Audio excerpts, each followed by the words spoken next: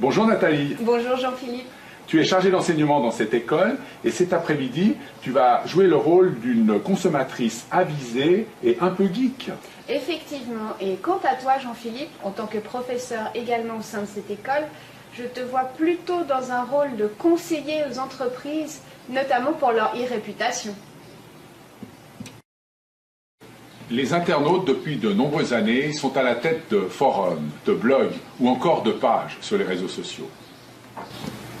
Vous, les entreprises, êtes en rapport avec les internautes via des relations clients en ligne. Effectivement, vous les entreprises, vous êtes souvent submergés par le potentiel technique, méthodologique, systématique des internautes.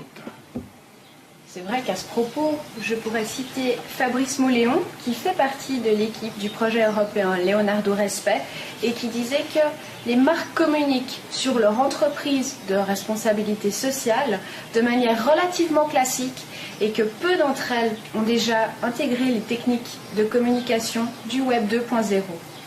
Et pourtant, c'est dommage parce que ce potentiel collaboratif devrait permettre aux entreprises de mieux cerner les attentes de leurs clients, de leurs partenaires en politique responsable. Mais suivons Nathalie dans son rôle de consommatrice.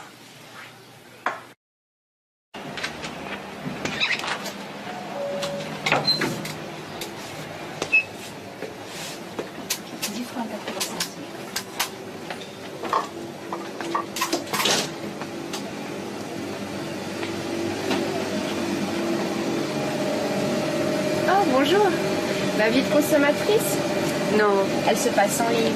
Je commande en ligne, décide de l'heure de la livraison, je me regroupe avec des internautes pour profiter de rabais intéressants. Henry Ford disait « Les deux choses les plus importantes d'une entreprise n'apparaissent pas à son bilan, c'est-à-dire ses ressources humaines et sa réputation. » Aujourd'hui, on parle plutôt de e-réputation, c'est-à-dire la visibilité de l'entreprise sur l'Internet. Ce qu'elle dit officiellement à travers son site web, ce qu'elle dit officieusement à travers ses employés et ce que les partenaires ou les clients de l'entreprise disent. L'appropriation des techniques du Web 2.0 est encore très timide, mais allons plutôt retrouver Nathalie, cette fois chez elle.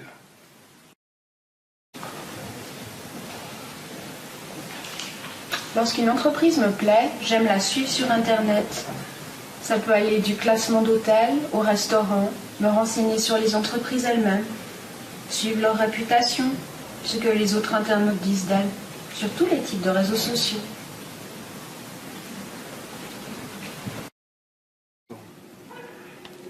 Vous, les entreprises, vous devez répondre à son besoin de communication. Vous devez répondre à son besoin de participation. Lorsque vous ouvrez un site web, vous devez communiquer, mais vous devez aussi dialoguer. Vous devez écouter vos consommateurs. Vous devez rentrer en communication avec vos clients. Vous devez proposer des prestations qui permettent de retrouver des informations sur vos produits, par exemple, sur le tracing, sur leur production. Mais allons revoir Nathalie dans son épicerie.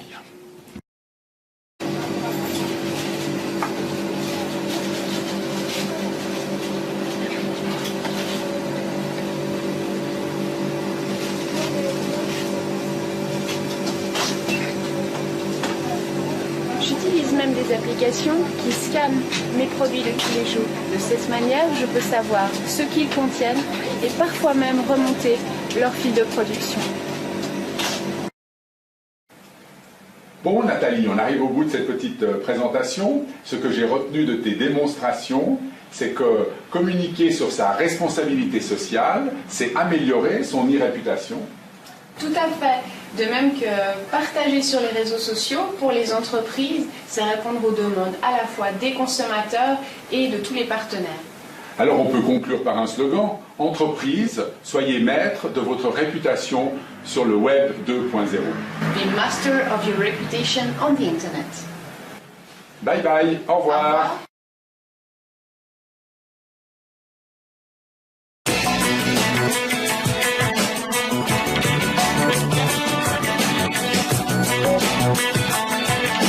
Thank you.